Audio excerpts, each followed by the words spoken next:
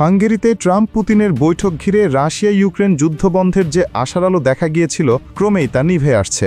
ইউক্রেনের ফ্রন্টলাইনে মস্কোর যুদ্ধবন্ধ না করার ঘোষণায় ওয়াশিংটনের পক্ষ থেকে স্থগিত করা হয়েছে দুই নেতার বৈঠক।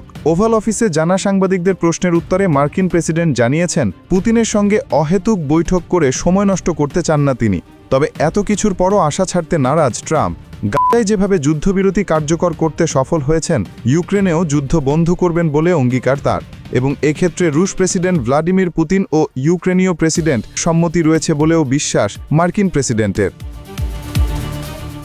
ট্রাম্প পুতিনের বৈঠক ভেস্তে যাওয়ার পরেই ইউক্রেনে বড় ধরনের হামলা চালিয়েছে রাশিয়া। বুধবার বিষয়টি নিশ্চিত করেছে কিয়েভ। বলা হয়েছে দেশটির জ্বালানি কেন্দ্র লক্ষ্য করে রাতভর ড্রোন হামলা চালায় মস্কো। এতে নিহত হয়েছেন বেশ কয়েকজন। আগুন ধরে যায় বেশ কয়েকটি বহুতল আবাসিক ভবনে। পরে দমকল কর্মীদের চেষ্টায় উদ্ধার করা হয় ভবনের বাসিন্দাদের। কয়েক ঘন্টা বন্ধ থাকে কিয়েভের বিদ্যুৎ সংযোগ।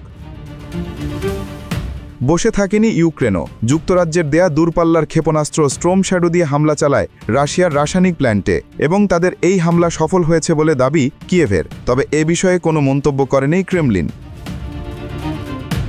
Desk report, 24 hour Bangla.